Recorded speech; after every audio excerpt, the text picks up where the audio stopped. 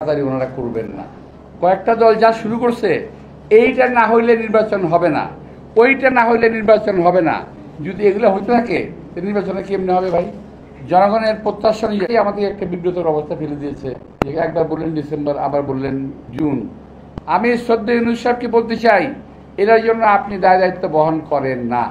আপনি ডিসেম্বরে বলার পরই আপনার অন্য একজনকে বলে দিল জুনে, পরে আপনি এটা এন্ডোর্স করলেন। কিন্তু এই যে বিষয়টা, এর মধ্যে আমি বেশ ভালো একটা সন্দেহ করার মতো যথেষ্ট যুক্তি আছে যে এই নির্বাচনটা যেন না হয়।